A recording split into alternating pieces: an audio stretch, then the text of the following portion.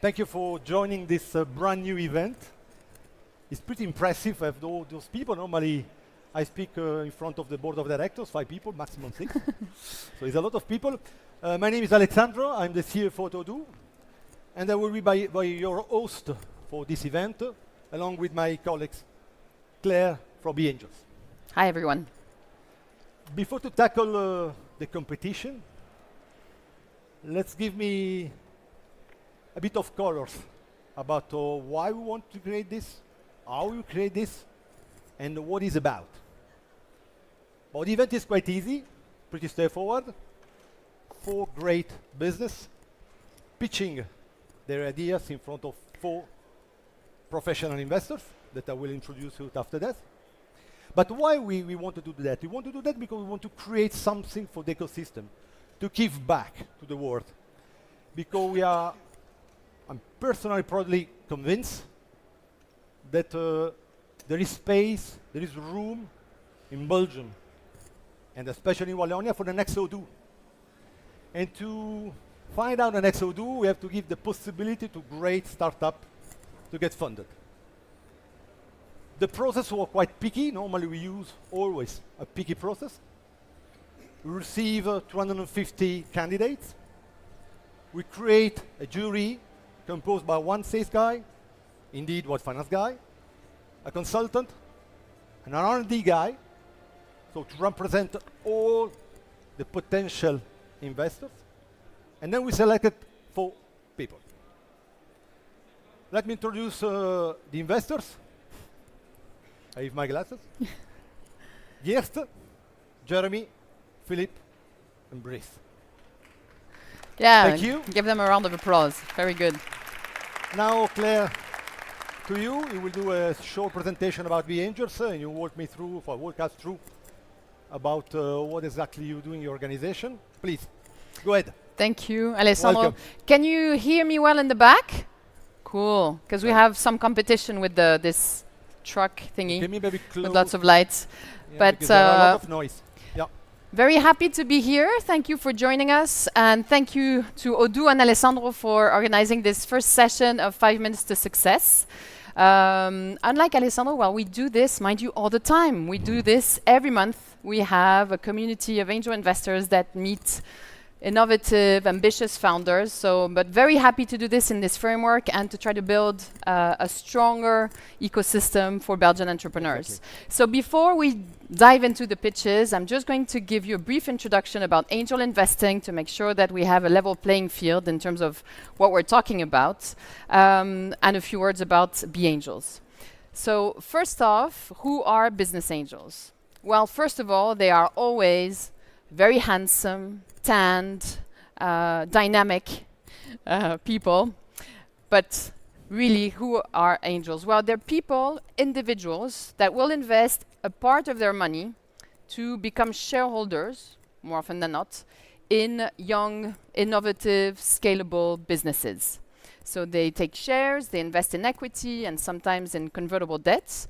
And why do they do that? They do that because while getting in touch with entrepreneurs all the time, mostly every month with us, is super inspiring. You see what's going to happen tomorrow, you see new technologies, new ways to take things to market, so super inspiring. So you get in touch with innovation, can help you in your job actually, if you're an angel. They also want to help companies through support and mentorship. So usually angels will invest in what they know, what they understand, because we invest very early and mostly in the team. So lots of things need to happen, and we need to be in touch with the founders and be able to help them if they need to. And of course, they want to have an impact. So Alessandro was talking about helping the Belgian Walloon ecosystem. I like the give back. It's really a give back mentality. And of course, it's about returns, because angel investing is part of the venture capital ecosystem. So that's why we invest in highly scalable businesses. Angels will usually invest between 10 to 500K per round per company, depending on their profile, depending how much they want to invest per company, how committed they are, and they're going to build a portfolio, because this is an asset class, and like in every asset class, you need to build a portfolio to reduce your risk, spread your risk. So what's our role in the ecosystem? Well, why do entrepreneurs go to see business angels? Well, we fill an equity gap. We fill an equity gap, which means that when you start your business and you want to go and see a venture capital fund, usually they're going to say, well, this sounds great, but come back when you have some revenues, a product market fit, good team, and so keep me informed and come back when, in 18 months to 24 months. And banks are going to say, well, we'd love to loan you something, lend you something. However, well, you're not generating enough revenues now, so you don't have any refinancing capacity, so not eligible. And so basically, the people that can actually help companies get off the ground are angel investors investing their own money, again, in companies where they understand the business model, where they can help, and then they can pass the baton to other investors. And what also investors look for in founders is founders that are looking for more than just money, right? When I talked about the motivation of angel investors, it was also about helping entrepreneurs, opening up their networks, joining boards. So it's really important for the angel investors to see that the entrepreneurs are looking for more than money. And of course, angels invest in many different sectors. We'll come back to that. These are a few examples of companies that we have recently funded through the BeAngels network in music tech, in ed tech, in fintech, in cybersecurity or / dual use, as we call it now, very trendy. Angel investing is actually a growing market. There's more and more entrepreneurs out there, which is super cool, more and more startups, globally connected, so we see hubs that are being created, connected with one another. And there's also a growing interest from private individuals, so that's also why I'm very happy to do this introduction to see if maybe some of you have considered investing in startups and have never thought, where to start. Well, joining an angel group is one way to start. But there's more and more interest from people to say, hey, maybe with part of my wealth, I could actually invest in the future. So angel ecosystems are becoming more mature. BeAngels was set up 25 years ago already, but of course, we've become a more professional organization. We have around 500 investors today, well, 4 of whom are here today, but we have 500 members in Belgium and Luxembourg. And we try to make angel investing more accessible, so that is not reserved to a few individuals that have their own network. It's about building capacity in the market, helping angels to really build their skills as angel investors, build portfolios, and really having a great experience as angel investors through networks like ourselves. And there's an increasing number of incentives actually from governments all over the world to help people invest in startups, which is also helping our ecosystem. So in terms of trends, there's actually more and more hybrid angels. Active angels, passive angels investing together.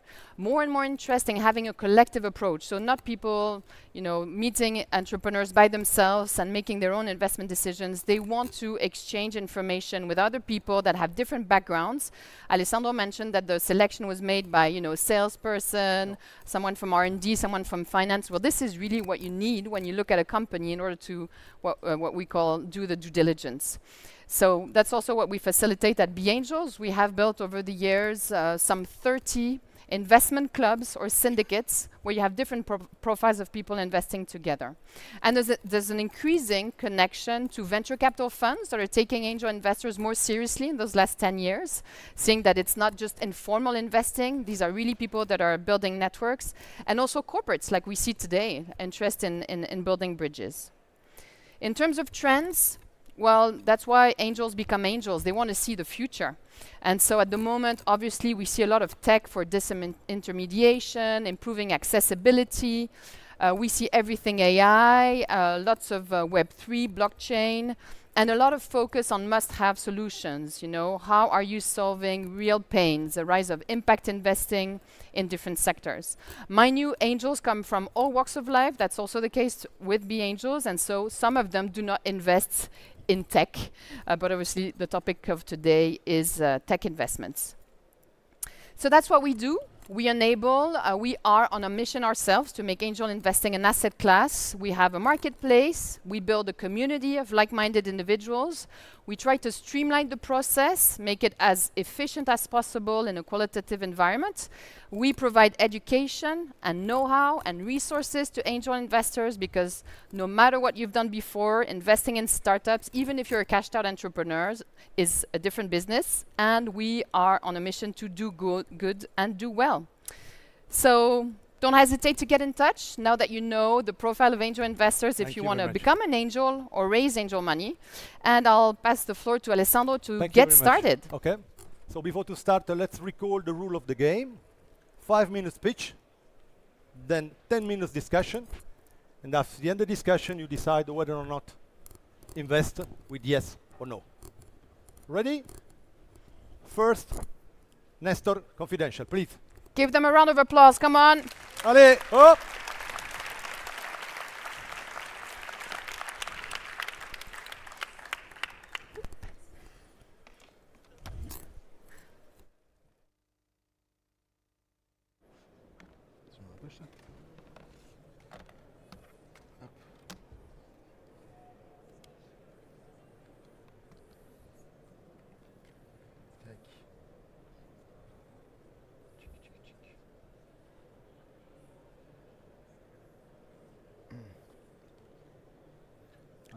Ça marche? Ça marche? It's working? 1, 2. Vous entendez? Vous entendez? Vous entendez? 1, 2, 3, 1, 2, 3. Doesn't work? Vous entendez? Yes? Okay, You can- parfait. Okay, perfect. Let's go. Hi, my name is Nicolas. Hi, my name is Romain, and together we are the founder at Nestor. So today we are seeking 1 million investment in equity and 3.5 million in debt. So 2 years ago, we created Nestor Confidential, which is a true revolution in the luxury travel business. It is the perfect bridges between the most luxurious hotel and the most exquisite homes in the country. Imagine a world where luxury and convenience blends together to create the ultimate travel experience. At Nestor, we believe in real services, 5-star amenities, technology, and most of all, the wow effect, as you can see on the picture. Our selection of flats and villas are, without a doubt, incomparable to our competitors. There is a gap in the market, a gap between smart home rentals and luxury hotels, and this is where we step in. Picture this. You wake up in your penthouse, your private butler brings you breakfast, the newspaper of your home country. Upon checking, the fridge is full, your rental car is waiting for you, your local SIM card is ready to use. With Nestor, no more queuing, no more worries, no more hassle. All our customers enjoy the same perks, such as complimentary Rolls-Royce transfer from the airport, or a true private butler experience 24/7 that can pack and unpack your luggage, that can book you a table at the nicest restaurant even when they're full, or that can recently deliver in 24 hours a real-life chocolate statue of your son. We have also worked hard on redefining the private dining experience at Nestor to contrast a little bit with what's going on in the industry. Imagine having your local fisherman coming with the live crabs and cooking the crabs with the family, or the Italian chef shaping the pasta for tonight's dinner with the kids. We try to rethink the gold standard of the hospitality business on focusing on 5-star amenities, technology, hotel-grade cleaning, and of course being price effective and cost effective. Our customer ranges from high net worth individual to tourists, families, group of friends, and anyone seeking to live the Nestor way of life. We now operate 26 properties in Brussels, Antwerp, and Seville, and having in total 58 luxury bedrooms. Since we launched 2 years ago, we have 4,000 guests, 3,500 nights booked, 60% of occupancy rate, and more than 300 5-star reviews. We have an average daily rate per bedroom of 200 euro per night in Brussels. And we proudly manage now above 25 million of property in the group. We had a profit of 100,000 euro last year, and we had invested in total 220,000 when we started the business. We have 3 business plans. We operate, we manage, so we manage for the owner, we lease, or we invest. And the investment is one of the reasons we are here today. And We are seeking 1 million in equity with simple agreements of future equity. We will use this money to open new city and to open 30 beds in Milan. And after 2 years, we expect to have 700,000 in revenue, in profit, sorry. And the other part of the investment is the real estate investment that we do. We have selected 3 very interesting investments in Brussels to open 3 apartment hotels, and we made the first offer. This investment of debt will raise. 1 minute to go. Okay. 1 minute. We'll raise 8 million at the bank with Belfius to open 40 bedrooms in total in Brussels. And our investor in the real estate part will have an IRR of 12%, and after 6 years, they will double then their investment. So I was faster. I don't know. Thank you very much. Thank If you have any question, we're good to Sure. go.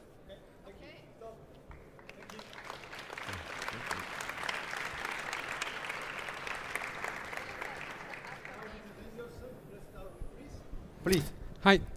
Interesting project, but it's not like Airbnb where the owner lists their own properties. You are managing the inventory. Exactly. But is it a house that belong to people and that you can lend for a few months a year? So we work with different strategy. Either we lease them, so we have a long-term contract with the house, and then we sell it when we rent it. Either people come to us and ask them to manage their properties because they just want us to create revenue, or either we buy the property. So Okay, so when you buy or when you lease, you got fixed cost, exactly. but variable revenues depending Exactly. on your Exactly. occupation rate. Exactly. Exactly. Generally, we It's- get more revenue on the when we lease. And I when hope we so. buy. Yeah, Of course. Yeah. Yeah. But so you taking a risk Yeah, exactly. because you got fixed cost Exactly. and variable revenues. Exactly. Exactly. That is what killed WeWork. Yes, in a way, but I mean, I think the way they have been killed is maybe they were growing too big and wanted to. I don't know. From the first day, we have positive cash flow. So doing this way, and it's true that if we have a pandemic, we will have to rethink the business and to Sure. adapt for more Sure. long-term stays. Sure. But in the day-to-day, it's how a hotel is managed today. Generally, it's a long-term lease with the owner of the real estate, and then they operate, and it's not a fixed revenue. So that's the model of the hotel industry. Okay. Philippe, do you have a question? The team. Voilà. Congratulations, very nice presentation. What I missed is focus. I think it's great that you bootstrapped so far, and I think in luxury it's quite. There is a market for, and so 26 properties, and so every property now on the platform is around, then 1 million in valuation. But I heard also like bank loans, buying properties. I think very important to focus on, okay, are you a platform and scalable business, or are you going to be a real estate fund? So it's totally a different approach. So my question is, okay, you want to raise now 1 million in equity. I think it's nice that you bootstrap now from last year 100K EBITDA. So how are you gonna make it scalable? So the scalability will be on the operators, where we are raising 1 million, and on our capacity in certain city, for instance in Brussels, we need to create those apart hotels because they doesn't exist, and so we have the operators that has this dynamic, and that will be with a couple of investment funds that will invest in creating more properties that we can manage. So it's like the hotel industry. sometimes there is a part of financing on behind of the real estate, and this is the two part. But I totally understand that our growth will be in the operation mainly. Okay, Jeremy, Jeremy? question? Yeah, actually, I have two questions, and the first one is, because when we invest in a business, there are three things we focus on. It's the team, the product, and the market. I just know your names. Who are you, and what makes you the right team to deliver a real scalable project? Really very good question. I'm engineering on background, engineering and business. I studied here in Belgium at University of Brussels. I worked in real estate development during 8 years in Mexico, and I was partner of the company, and we built apartments. We invested in a lot of lands and open hotels as well. So I have the background, not in Belgium, in Mexico, and So my name is Romain, as you know. I've been studying in the States and London. I've been running a lot of companies, a lot of startups, selling a few. Always been passionate with hospitality business since I'm a kid, and being having like a real estate background as well, buying and selling on my personal side, and decided to join my passion and my business together to create Nestor. actually the image that you see, it's his apartment that he designed and built a few years ago. This is where it started. This is the first slide where it started. That's Very nice, quite a good very spot nice. to start due diligence. Yeah, it's really good, and it was Basically, just it's interesting to know when you build a long-term vision and you bring people on board. Yeah. I don't know how your governance right now is composed of, but if you seek for business angels, who do you target first, and what is your exit strategy in the end? So we target investors that are interested in first in the project, in the growth that we can bring in the market we are, but also in the investment opportunities that we are going to generate in terms of real estate investment, because really the idea is to create a kind really a generator of investment, long-term investment opportunities that will be more like, let's say, long-term, because it's real estate. So this kind of investor that is a real estate investor in one part, and on the second part on startup or growing operators. So how do you see the exit strategy? So for the real estate investment, after 6 years, we're going to reevaluate the assets that the company owns and buy back our investors, and they will have a fixed return during 6 years, and then a bonus based on the price that we sell. That's for the real estate. For the other one, we really want to grow the company minimum for 10 years, and hopefully to sell to a luxury group or actor or a hotel after 10 years, and growing as much as we can. All right, thank you. I think we have time for Yeah. more questions, Ed. Thank you for your presentation. I agree with keeping your focus. I'm still wondering, are you a travel agency or are you a real estate manager? So that's maybe the first question. And the second question is, how do you reach your customer? Because you've put that very wide, you know, it's almost tourists and high wealth. Who's your real customer and how do you reach him? I'm just going to answer the second question.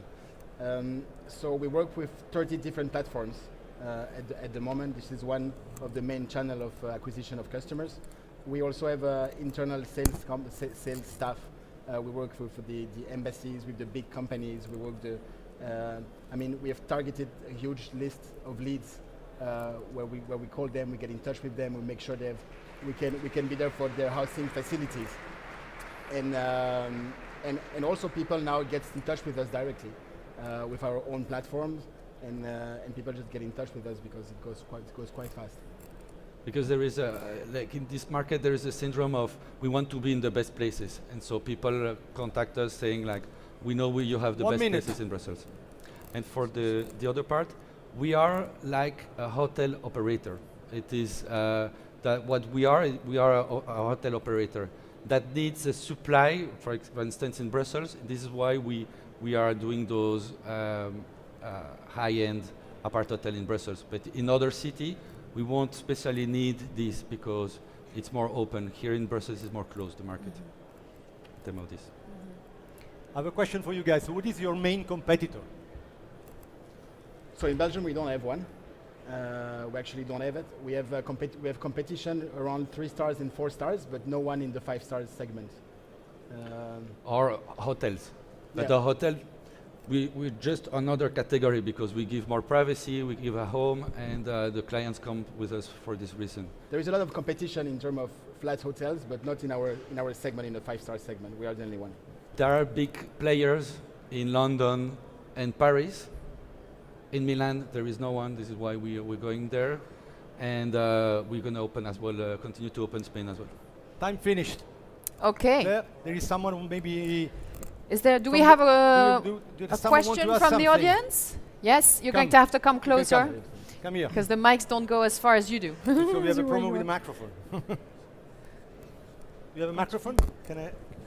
Right. Maybe. Tough question from the audience. Just. Okay. Sorry. Okay. Just.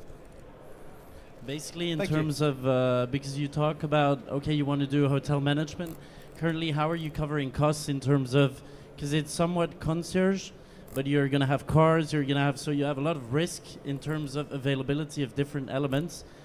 How do you transfer that into your costs, and how do you see that currently in terms of revenue today? Because you have the variable costs, as some of those mentioned, you have the hotels, you have, on the other hand, the real estate, but you're going to have as well the butler, you're going to have, are they currently employed by you? How is that actually in your business model calculated? So in Brussels, we hire mainly students, high trained students that that are working. Alessandro met some that are working very effectively because we really focus on how we train and how they can deliver the high standard that we ask. In terms of car services, we almost outsource everything except a car that we bought, and we are an operator, so the structure is just like a hotel operator that has its cost structure like a hotel.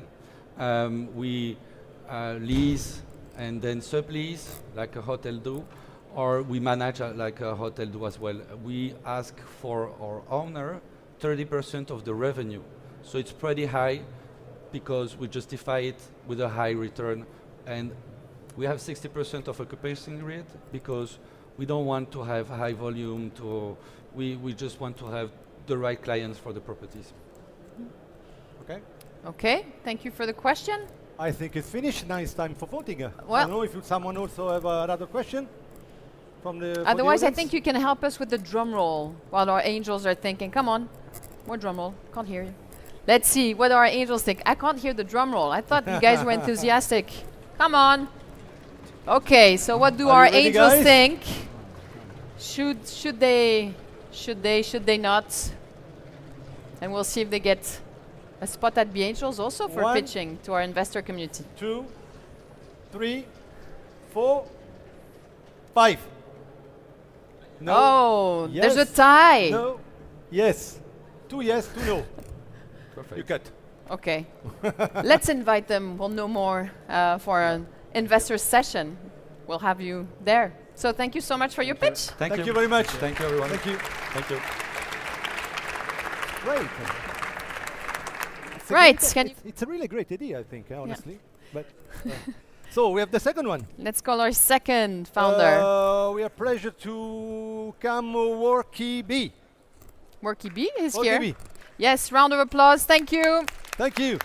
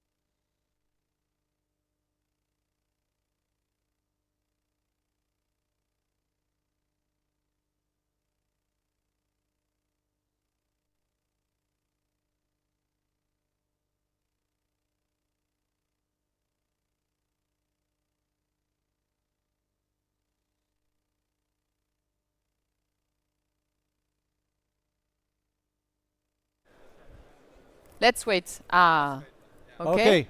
Now go ahead. Is good? One, two. Yes. Okay. Okay. Okay, perfect. Please So- go. Okay. Hello, it's Emre, the CRO of Workbeam. So firstly, is there anyone that can tell us here, the unused data, IoT data, the percentage of unused IoT data in the industry? You know, companies are collecting enormous amount of data, so but they're not benefiting all of them. So do you know any percentage? Like, is there anyone that can tell me? No? Any guess? Yes, please. 70%. 70%. It is perfect, actually. Yes, it is exactly. Oh, you guys know each 70%. other. Yeah. No? Okay. Yeah, but I should have done this. You know? So, energy and asset management actually have been around for years, and companies already adapted various methods. And some of them benefit from manual tracking methods, while some of them already tracking data with IoT systems. But what was the percentage? 70, right. So they only use actually 30% of it. And when they use it, they basically try to run analysis on Excel, but lots of Excel files, and still manually running those data. So also, even if they benefit from the AI-powered analytics, because of the singularity of those analysis, basically they also face with additional problems. For example, so last year, the grid congestions in European Union costed 4.2 billion euros because they were complex operations and they required interconnected systems like us.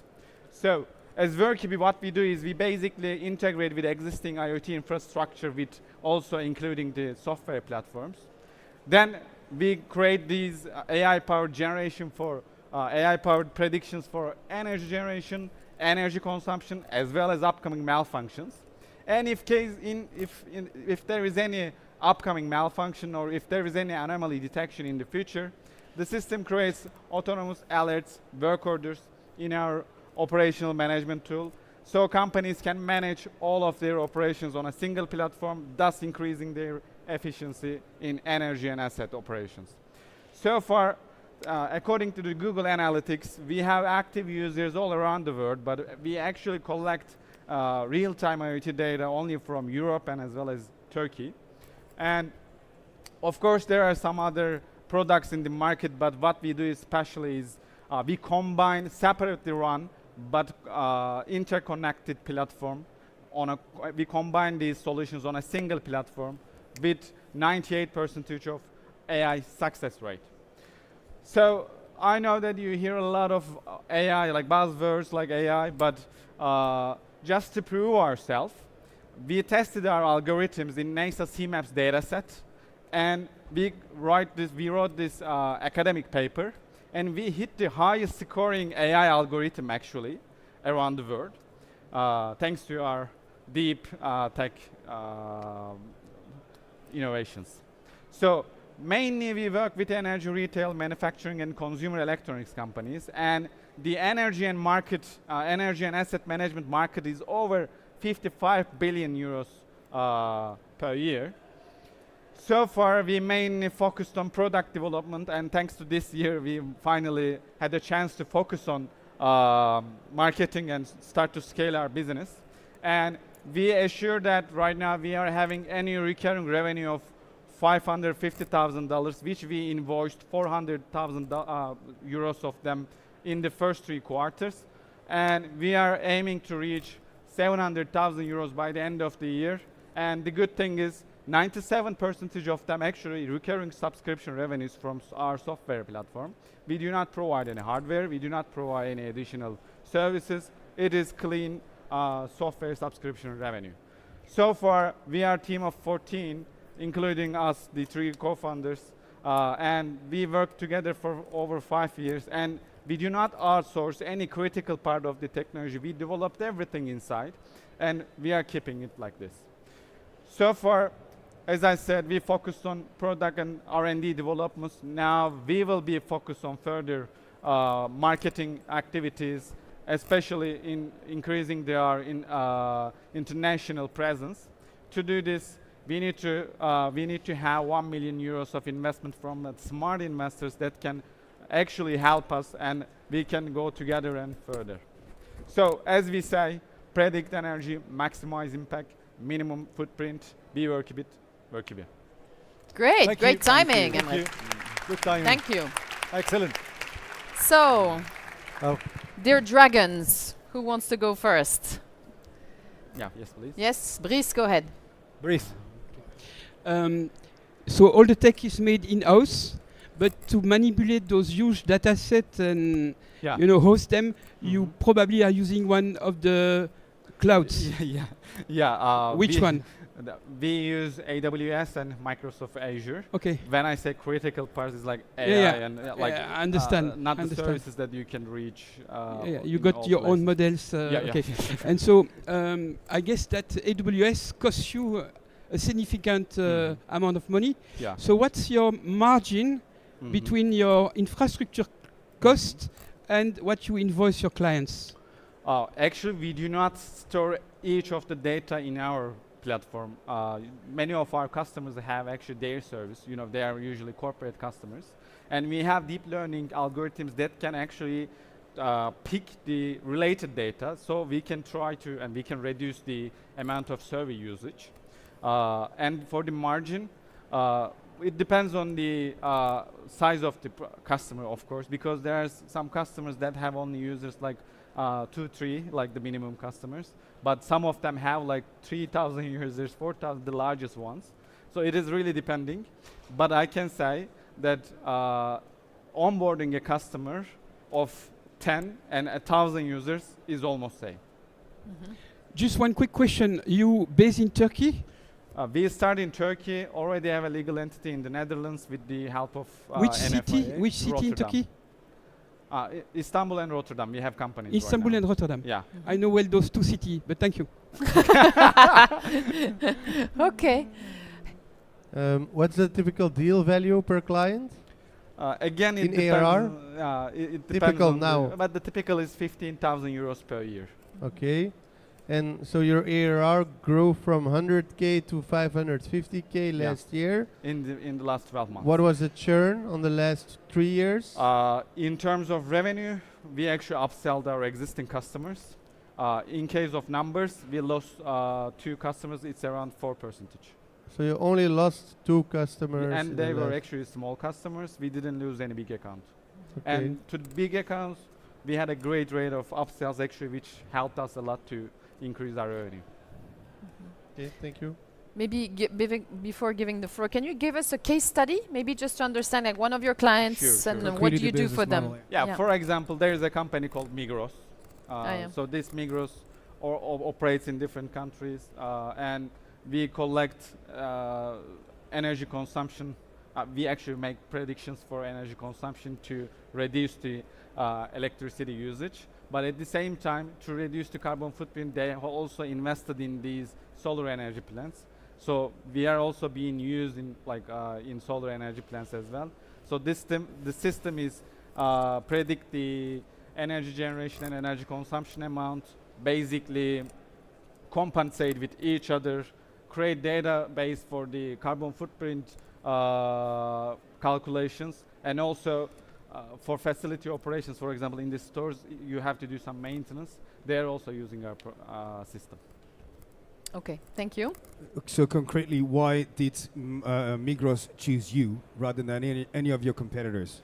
And who are actually your biggest competitors? Our biggest competitors are mostly energy monitoring companies, let's say. They are more on only monitoring phase. Some of them also working on AI predictions, but as I said, it's more on singular predictions, not like generation, consumption, and like microgrid solutions. So why Migros choose us is basically we had this excellent rate of prediction success rate. To predict the energy consumption, actually you have to predict the number of customers as well in stores, and we can also predict the number of customers per hour with around 97% success rate. So it's not only actually for energy, but also letting them know that how many customers will be presenting in the store. So it is not only one single purpose. Okay. What are your chances to get copied? I think I know it's a $1 million question, but yeah, basically you know how competitive the market is. I think each of the product can be copied. I think this approach is not really true. Like we cannot be copied, or we cannot we can be the only one that will be providing. But the main idea is, even if you are getting copied, then you are adding new innovations at the meantime, and you are actually taking the lead again. So I believe in this instead of chances of getting copied. One question only. What's your exit strategy? Where do you want to go with the company? With exit strategy, we already had an exit offer from one of our competitors, which is listed in Nasdaq. Already some Can I other. interrupt you? You Yeah. just said you had no competition and you've had an offer from a competitor. How No, does I that? said actually there are products in my presentation. I said there are products, of course. So one of the company, like okay, I will show it. So these are our competitors, like Inavitas, SenseMore, like Apollo, Fieldco. So we have competitors, of course. And as I said, they are operating on single phase usually. So one of our competitor operating in single phase in field operations, not Fieldco, but one international customer. I didn't write it down because of the NDA. So offered us an exit offer, and we decided not to go with it because it was too early for us. It was an early exit offer. And you're quite ambitious in terms of Exit, yeah. right? Yeah, because we already developed this infrastructure, and now we just need to focus on marketing more. We already proved our technology. It's been used in more than 1 gigawatts of renewable energy fields, more than thousands of stores, in factories, in field operations with hundreds of thousands of users. So as a deep tech startup, first we needed to prove ourselves, and which we did in the last 4 years. And now more on we are focusing on marketing and expansion. And what is your go-to-market strategy? For go-to-market strategy, we try to reach to large companies with higher problems, where we can actually get in touch with a co-innovation project usually, so they can benefit from our AI-powered analytics, while they can teach us the market dynamics. For example, as we mentioned, first we founded in Turkey. Now we expanded in the Netherlands, having a legal entity here, and right now we already have some contacts, already signed some contracts. So to create those, not a product but the case studies in the field together, so we can learn the market better. Yes, we collect enormous amount of data, but dynamics of the market is not really understandable without really operating there. So that is what we are trying to do right now, working with international customers that have large connections with with multiple factories in different countries, and now we are working on it. Okay. Great. What do you expect from Business Angels? What I expect is, so as I said, now we are expanding in the European market. We look for valuable networks, of course, money to to fund our marketing activities for sure, but also I think the most important part is the network that you can provide, that we can go, we can have POCs, we can prove ourselves again, and then we can reach a larger audience with the help of Business Angels. Okay. The 1 million, do you expect that all from Business Angels, or do you look at other parties as well? We are also in negotiation with other investors as well, so it can be all from you, or so all investors are not open to co-investments. So it is like we connect with them and then try to understand. It's a double-sided investment actually. So in one part there are investors, the other part there are entrepreneurs. So it should match, you know. So we are both open to co-investment, like with different investors, which is actually better for us. because then you can have a larger network with smart investors.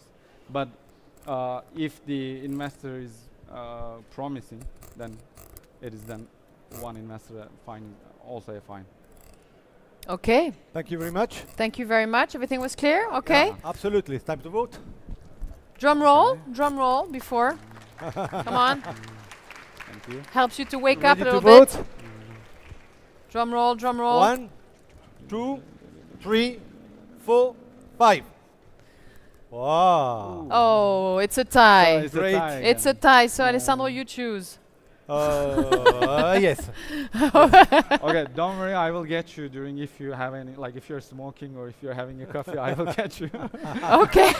Thank you very much. Thank you Thank very you. much. Okay. Should I remove it? Yeah, you can disconnect it. So we have now Things Connect. Please install yourself.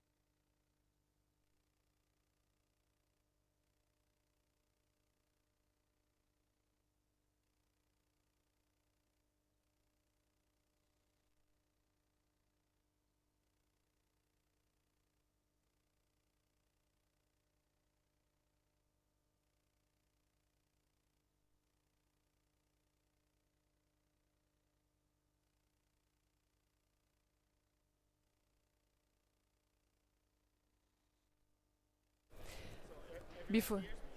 Wait just a minute. Yes, I think everybody will hear you in a minute.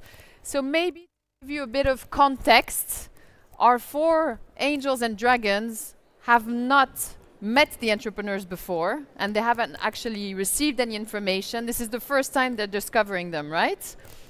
Which is actually what we do at BeAngels as well. Every month we see companies that pitch, and we have to ask our angels whether they think they would meet in front of our investor base or not. They receive industry just 5 minutes before the talk. Exactly.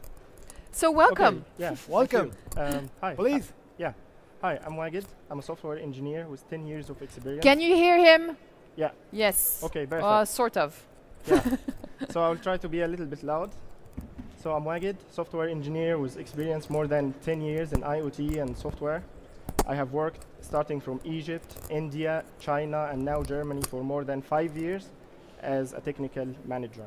Today, I'm happy to present with Zainab, our UI and UX designer, iframe. Before I start, I just want to ask a question. Do you know how many paper products we produce every year? It's actually shocking. Starting from 420 million tons of paper products produced every year. And this means we actually need to cut over 2 to 4 billion trees. And this is actually catastrophic because actually paper products contribute to the deforestation with 42% only for cutting the wood. That's why we come with a solution where we actually try to find something that uses no paper and still have the impact of paper. We used iframe to be a paperless frame with technology, an IoT device that can be connected to your Wi-Fi or system, and then you can actually use it as AI content, you can use it as a digital signage, smart labeling, and indoor labels. So, as we want to replace paper, still paper exists in so many products, and that's why we actually want to target a big market. It's a huge corporate and offices settings and hospitality events, retail industry, and so many other and so many other products. Carry on, they say. Yeah. Carry Yeah, on. yeah, yeah. Go ahead. Yeah, Go ahead, it's go not ahead. because of me, okay. So the competitors, actually there is a huge competitor gap between what the market needs to be invaded and what we actually have. So we have a lot of competitors, but because we build this product from the ground up, the hardware, the software, the cloud, and even the mobile application ready in Android and iOS, we stand with a good price, with a good customization for software. And the target market, which we actually now hear, it's 2.28 billion in 2022, and it's going to grow to reach 5 billion by 2028. This is actually a growth by 15 points. So the product that we have, we all know that product we started to see in retail shops, but we still didn't see a lot. We still use paper. We still harm our environment. That's why we start from a small, tiny PCB until we have the frame. And this, with a 40% of profit, that includes the hardware, the installation, and maintenance. We also have the software subscription for the cloud and the AI integration. The value proposition, as we have now the product, the technology, we actually also have the frame, so that's make us competitors with others with a fully developed in-house system. The tech innovation that we have, this frame only lasts with a single charge more than 6 months. That's actually how we actually try to make it with no paper. Our ask is 140K for 20% to be spent of the registration, marketing, and more developing. But it's not only money that we actually need. We need someone who's involved. He wants to go green. He has already something that he wants to add to this business, because this business has no exit. This business will start to grow. We still do more on R&D. We still have to do more innovative ideas to prevent the idea of deforestation. The plan that we hit the marking, with 70% of the shops that we already still use paper, we still start doing the ads and start with selling the 1,000 with this number, and then we grow together. Thank you, and yeah, that was a brief. Okay. Thank you very much. Let's give him a round of applause. Yeah. Okay, let's start the other way around. Please, let's Geert, come on. Geert, start. Your turn. Thank you for your presentation. Welcome. First question is, you said you were asking money 35 to 130 euros. Is that a yearly rate subscription? Is that a fixed rate for your frame, or what is your pricing model exactly? So currently we have a margin. The profit margin is 40% for the hardware. For the hardware. For the hardware to So buy the to product. buy the frame. Yes, exactly. Okay. And what is the subscription model for? Yeah. So anything for example, behind it? because the frame can be used as AI, it's also showing the calendar, weather, synced with your system you already have, and also a meeting room system. So it depends on the customer. If I'm a single customer, I will just take the 40% profit. But if you are someone who's using more than 10 frames, this is considered to be a subscription for the cloud, because actually you upload content to the frame, which you need to have storage in our cloud. Okay. And which customers do you target exactly? Because there's a lot of things happening in this space. Some people offer art via frames. Yeah. So who are you looking at as your customer? So exactly. So we started to look into the big customers, which already the retail shops. But the problem that we find, the more impact of our idea was from the single people who would like to have single device to use it as weather, calendar, and sync it to their system.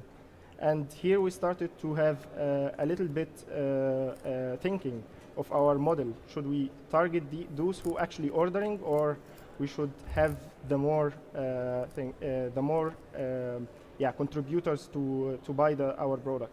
And we find we have something in the middle that we started with the users. We already pushed content to them. We help them use the AI to learn a new language or learn a new thing on the go.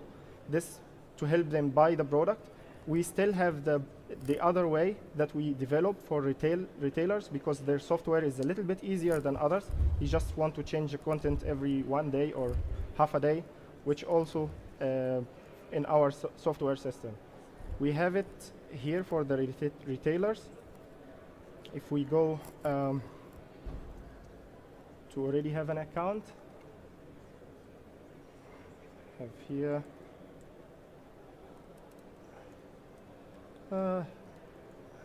my very secured account. So this is the UI for retailers, and this is actually how it works. You have 2 devices, and these are the playlists that you actually would like to know when exactly to show the content.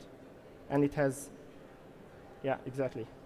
You go there, you find the timing of the software. So you have 2 frames, each frame. So they choose themselves, the customers, they choose what Yeah, they exactly. want to put So I on am the one display through account. your back office. Exactly, I have one account, I have 2 frames, one frame showing these 2 contents, other frame can show other thing. For example, this one doesn't have anything. I can delete also content. Yeah, it's Okay. risky to do the demonstration online. Let's but make sure we have enough time for other Yeah. questions. Yeah. How do you think your product? How are you gonna turn your product into a scalable business?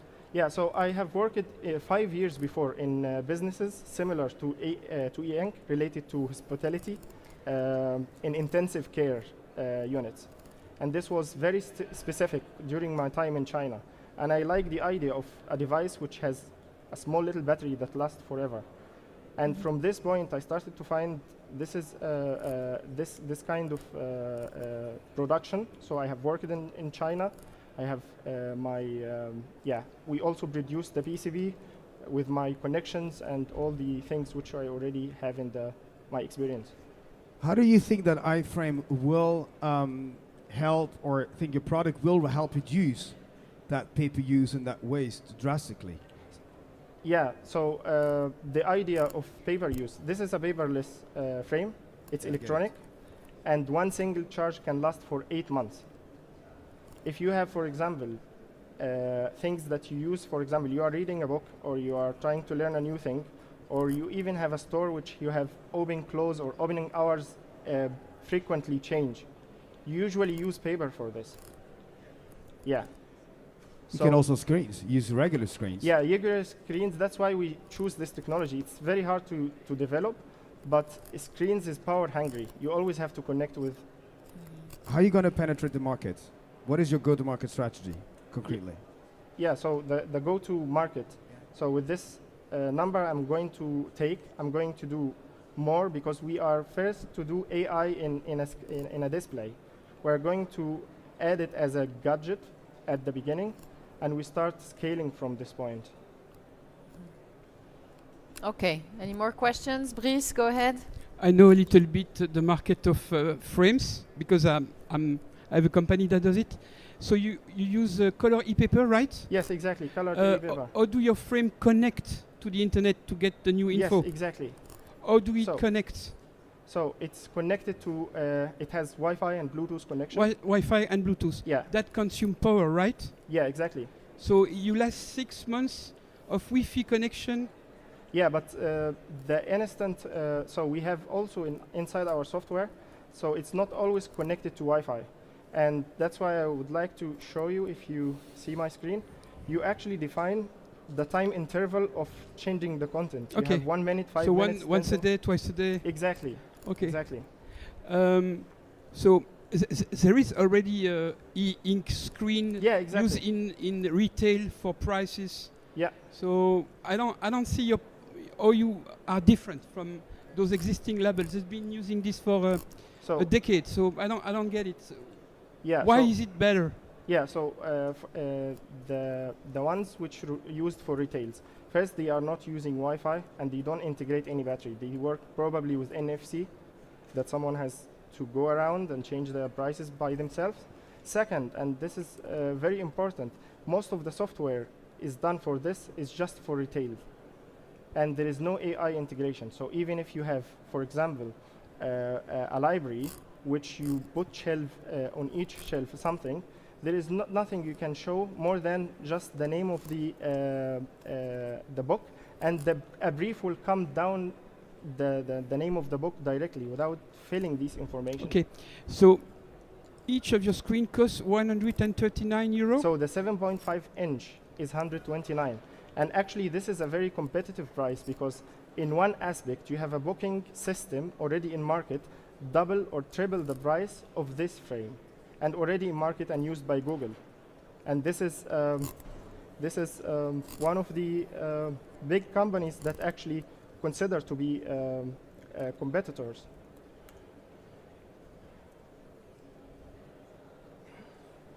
So yeah, consider 6-inch display even. A 350 with the same product scale. Okay, maybe last question. How did you came up on your valuation? Why 140K for 20%? Yeah, so the experience that I have bought, the PCB that I have developed, the PCB is actually, yeah, I couldn't say bug-free, but in a good way, tested for the year that we started this company. It's perfectly good. It works with the latest thing, so you don't need to upgrade a lot. And it's also adaptable, so you have GPIOs where you actually can use to add a sensor to add something in the future. These all research and development have cost us a lot of money. Also, choosing the platform where we do the mobile application and web application was a little bit stressing because there is a lot of technologies, and me as a technical manager, I have to decide which technology that makes me more productive and can serve as many customers as I can in a short time. Okay. I think we are finished. We're okay? Yes, I think we're okay. Okay. Thank you for the questions, Thank you jury very much. members. Thank Should you. we have a bit of a drum roll to see what they think after the applause? 1, Come on, 2, drum roll, drum roll. Let's see what the 3, jury members think. 4, 5. Ah, 3, yes, okay. Yeah. Well, congratulations. You're going to the next stage with our angels. Thank you for Thank your you. presentation. And now, Well, one. I think last but not least, Last but not least, other communication. Where is? he's here. Ah, I he's here. think he's getting equipped. Coming.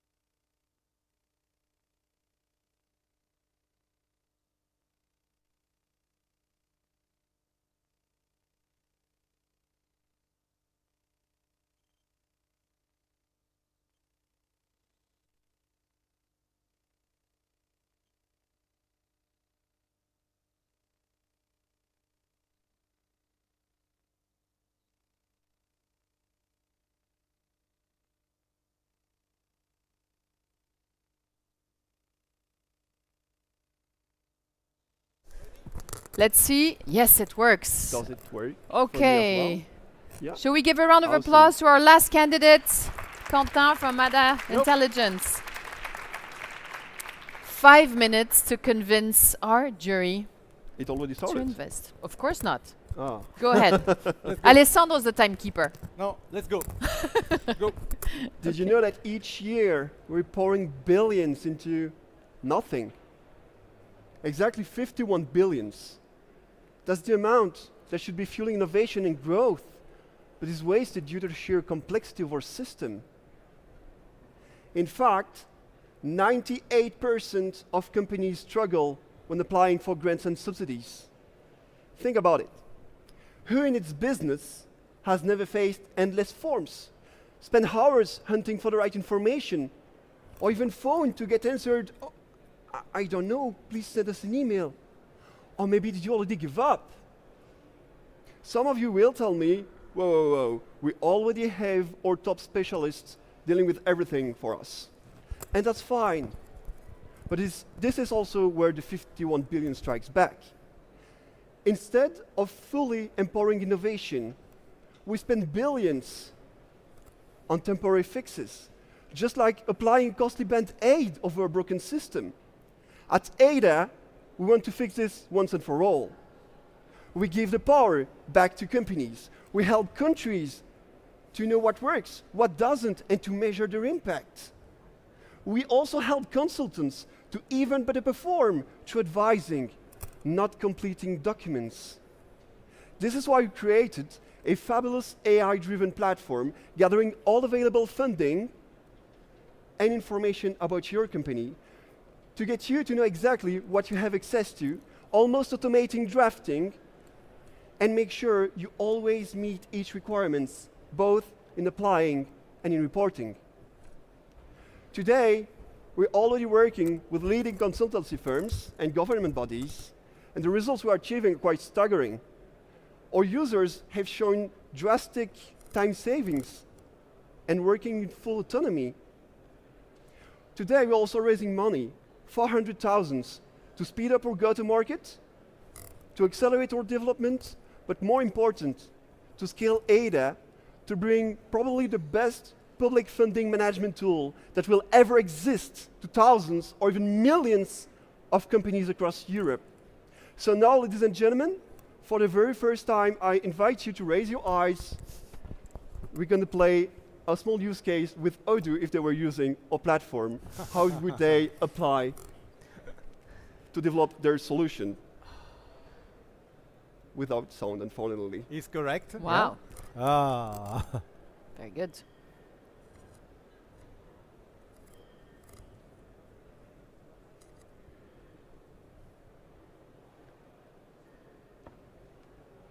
So do you want to say, maybe comment, like you're prompting the system? Normally there was a small music, but okay.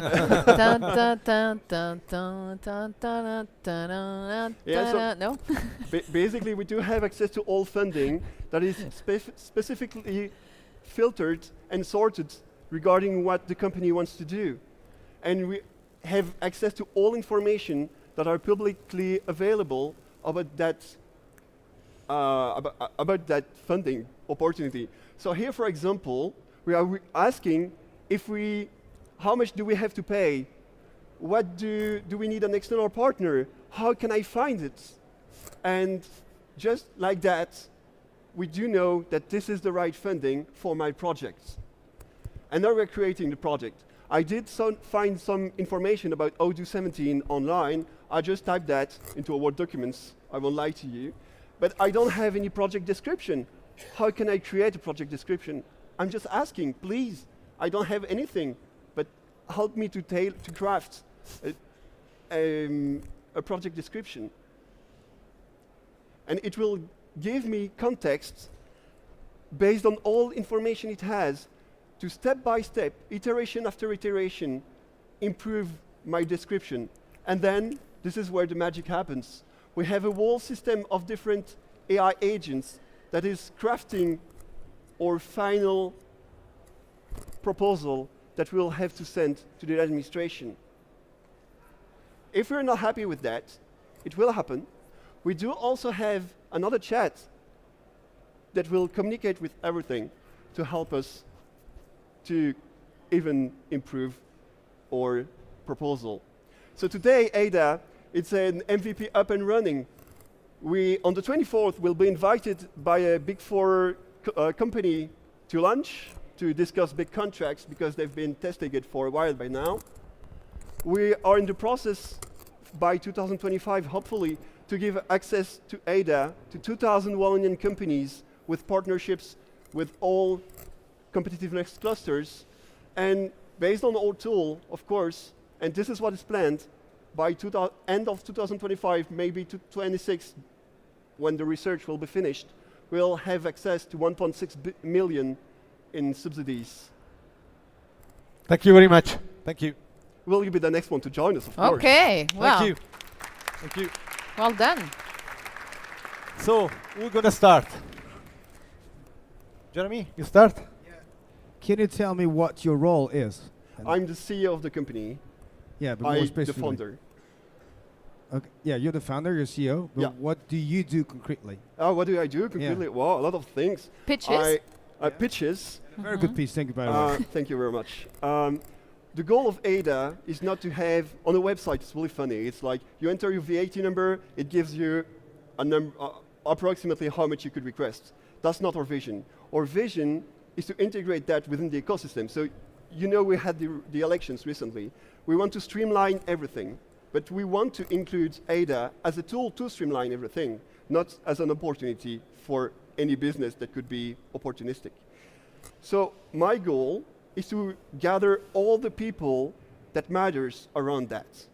Meaning I'm meeting politicians, administrations, clusters, companies, universities, So you're creating the connections. Yeah, I'm creating everyone, connecting everyone around all of us. The catalyzer. I'm the catalyzer and also the AI lead.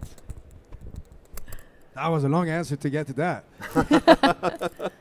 All right. Basically, just in a 2-3 years time, how do you see ADA evolve? Or even better, in the next 5 years. In the that next would maybe answer my question about your exit strategy. Yeah.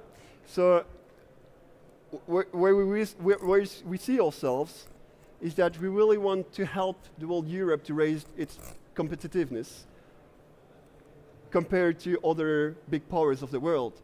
And how do we do that? We help all companies to raise their own level of competitiveness by better allowing funding to all of them. So we want to be everywhere in Europe and raise and be able to say, okay, this is the best company. We want to be also within the administrations to help them saying, this is the best project we need to fund.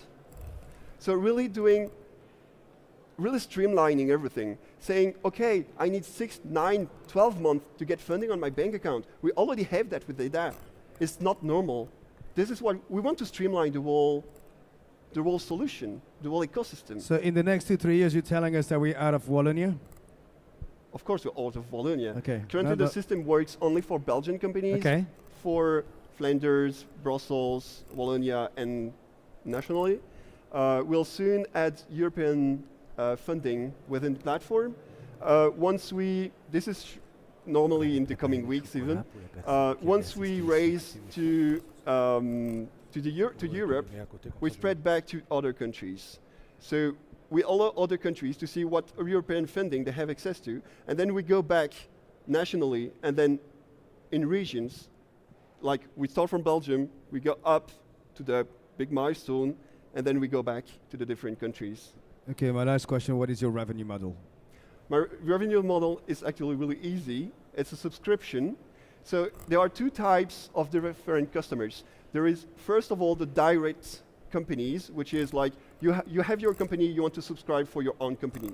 The other one is what we call the indirect. This is, we give it's for example, for consultants or clusters. We do that for others, for our clients. If you're a direct company, you subscribe to our services. If you don't want to subscribe, it's fine. There is also a pay-per-use. If you're a consultant or an administration or a cluster, you do pay the subscription minus a discount that is calculated based on the number of subscription you've taken. Okay. More questions? That's the answer, yeah. Oh. Okay. Carry on. I'll ask a question. The house is not on fire. Go ahead. Not yet. Two questions. Yeah. How do you keep your, let's say, AI algorithm up to date with the newest subsidies funds? Yeah. And secondly, you're talking about B2B. Yeah. What if I want to renovate a house? Can I use your system? And would you consider going B2C? Okay. So I'll answer the last question because this is something as individuals which matters at all, matters a lot. No, because we don't want to deal with personal information about people. There is a so big regulation about that. Yeah, we don't want to, there is already so much to do with businesses that we don't want to have problems with administrations like taking a fine of billions because we did not respect the regulation strictly. Regarding all subsidies that are updating, if I click everything is updated. So each... So how? How? Okay. So we have over 50 different sources that we are gathering all together each time we want. So currently it's once a month. We scrap all the different information everywhere about the funding that is available. So it's always up to date. Okay. Yeah, I loved your energy. I loved your product demo. I think it checks a lot of boxes. But if I'm honest, I have a hate and love relationship with subsidies in Europe. I think there are a lot of companies, especially startups and scale-ups, also in Belgium, that only lives from subsidy to subsidy. So I'm actually, I think it's, on an ethical way, it's not the way how we should stimulate entrepreneurship. So what do you think about that? And how do you agree? And how do you tackle it on a long-term vision with AIDA? Sure. I do 1000% agree with you. We should not leave, they should not be zombie companies with nothing behind it. The point is, I'm just taking an example. We have Tesla right over there. Tesla received loans for the US governments, billions and billions of loans to develop their electric cars. Why in 2024 do they have 20% market and the biggest manufacturer, Volkswagen, only has 4%? So I do believe it's not only for startups, scale-ups, but it's for real and concrete projects. Of course, it's also why we're not focusing on small companies, on startups, or on individual companies, because we want to have the focus on great projects. It's not about, oh wow, in Wallonia there is 300 million that is given to companies each year. Okay, but what do we do with that? And in my speech, I also mentioned that we're also helping governments and administrations to better perform, to know what works and what doesn't work, because we want to help them to choose what are the best projects to invest in. So I totally join your opinion on that. And how do you think that market is going to evolve? Then, because you were also mentioning like the big fours. Yeah. I think almost every big four now in the Benelux has quite a big business unit on subsidies. I think they mostly price a fixed fee and then a succession fee per subsidy. How would you tackle that? Well, the goal is that due to business consideration, we start with them. By how do we mature the product? How do we get to almost the same level as someone who has 20 years of experience in the subsidies field? We have to work with them. Otherwise, I really like this sentence. A lot of people tell me that, Quentin, when your product will be around Europe, there will be no house. Well, there will be a lot of houses to sell in Waterloo, because it seems like any subsidy expert lives in there. Okay. But the goal is not to replace them. The goal is to improve their work, to say, okay, I'm not focusing on completing documents, I'm focusing on advising my customer on its overall finance strategy. The subsidy is a cherry on the top of the cake. If there is no cake, there is no cherry.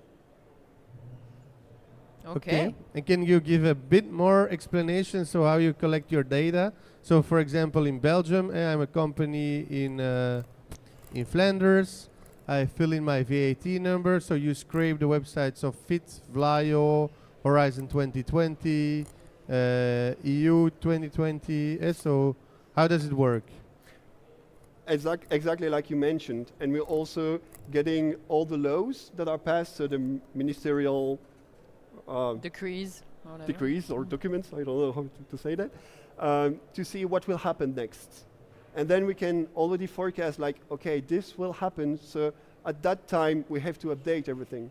And we can also, for example, if we go back to our dear Wallonia, in Wallonia, there is Midas, that aide-entreprise.be, which is something that the administration is not willing to continue.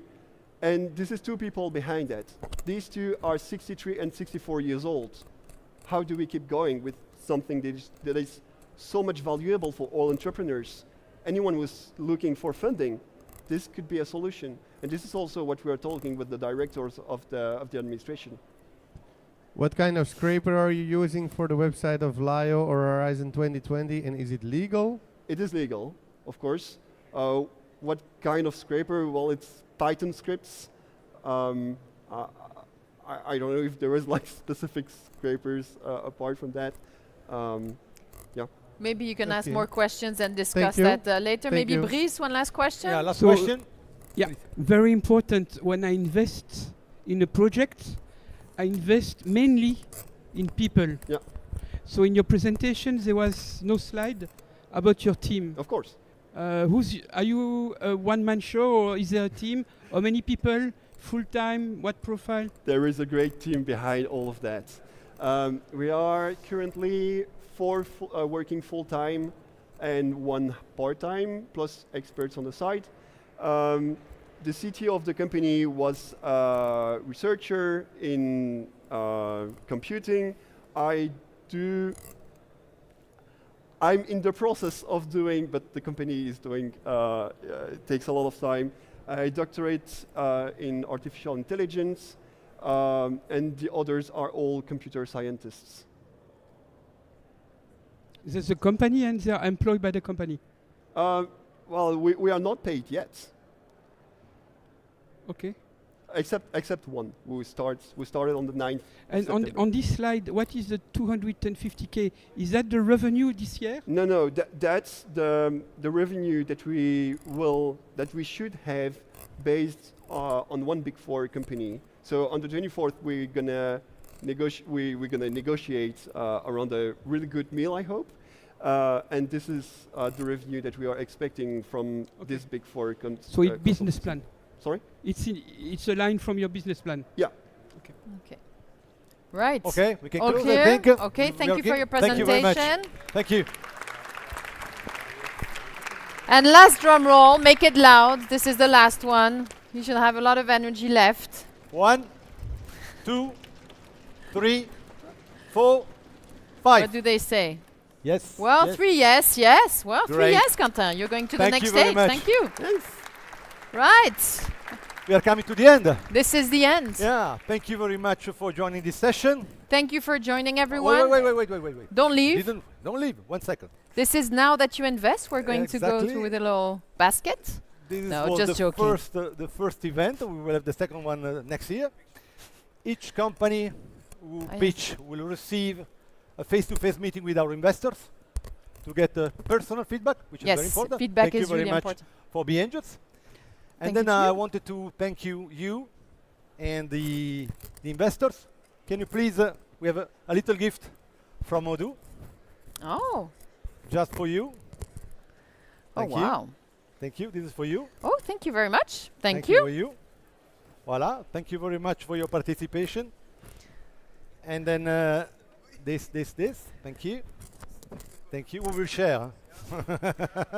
Thank you. And we will see you all next year. Thank you very much. Thank you. Oh, can we Bye-bye. have a picture, a selfie? Don't move. Maybe we take a picture Yeah, please. with the crowd. Yeah, are the founders still here? Yeah, come on, let's take a picture. Je peux enlever ça par contre.